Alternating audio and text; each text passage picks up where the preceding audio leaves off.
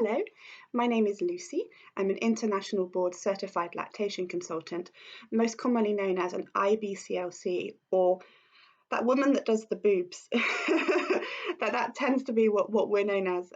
We're infant feeding specialists, myself and my colleagues, primarily with regards to breastfeeding, but we are also pretty helpful when it comes to bottle feeding as well. So don't write us off if you're bottle feeding.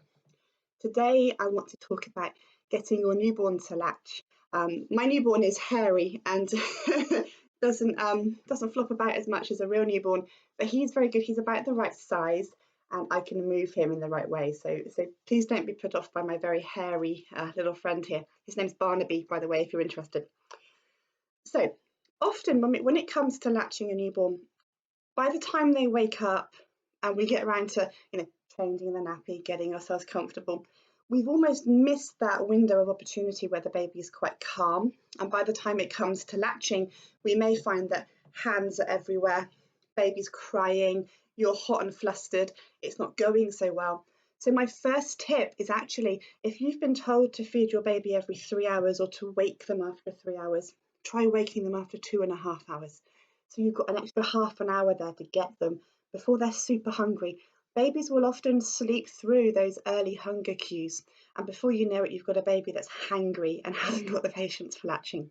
If your baby's fine after 3 hours, they latch on quite happily, then don't worry about this. This is only for babies who, by the time you get to 3 hours, they're like, "Where's the boob? I can't concentrate. I need to eat. No, I don't want that," and it all just goes horribly wrong. So try waking them after 2.5 hours, a little bit earlier than you would normally. If you would normally wake them after 2 hours, try after maybe an hour and a half. Babies can feed that often, as long as you're not in too much pain, as long as they're gaining weight well, you're seeing lots of wet and dirty nappies. This is okay. Right. So my next tip is another one for these hands. So let's say you've woken baby up and the hands are everywhere. You're trying to latch them on, but the hands are getting in the way. You can lift baby up nice and high on your chest so you can really snuggle into them, and then just bring their arms down by their sides and just smooth them down. Breathe your baby in and wait for them to relax so their hands stay by their sides, just like that. Once they're nice and calm, lean yourself back. Can you see that I'm really leant back in my chair at this point? My legs are apart. Imagine bloke watching football on a Sunday afternoon. When you lean back like this, it elongates your torso, giving baby more room. It also means that when you go to latch baby in a minute, gravity is going to have a bigger role to play in pushing baby onto your breast, which means less pressure on you and your arms. It's really helpful to be nice and leant back.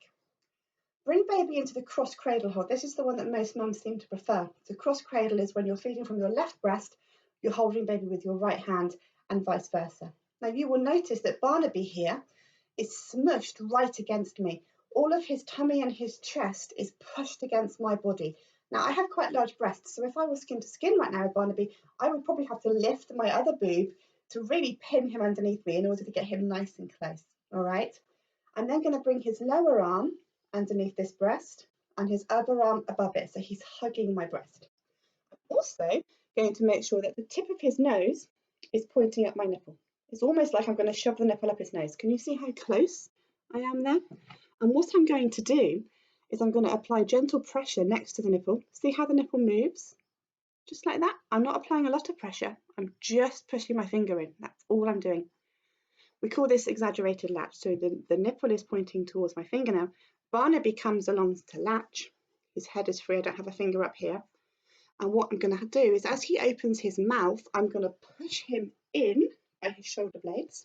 So here we go. Come on, Barnaby, get sorted. I'm pushing Barnaby in as he latches, and at the same time, I'm flipping. It doesn't really work with the knitted breast. I'm pushing that nipple in to his mouth, just like that. So we're pushing that way. Baby's coming to latch. We're pushing the nipple that way. As I say, it's not working super well with the knitted boob, but let me show you what I mean. So Barnaby's coming along, and on you go, just like that. Leaning back is really important.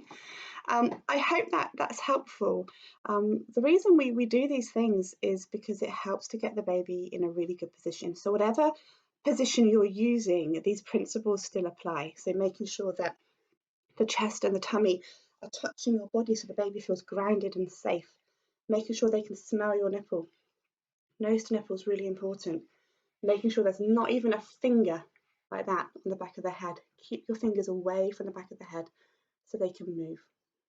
Okay, and the more you can lean back, the less work you have to do with getting them close, because gravity will push them on for you.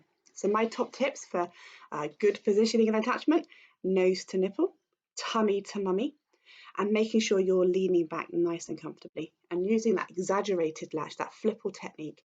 If you are struggling just to get a nice deep latch, just flipping that nipple in for the baby if you're struggling with a nice deep latch. And also waking baby up before they're super, super hungry. Okay, that's my top tips for today. I hope that's helpful. Do drop me a comment below. Consider liking and subscribing. This is a new channel, and I hope that we can reach lots of people with it. Thank you. See you next time.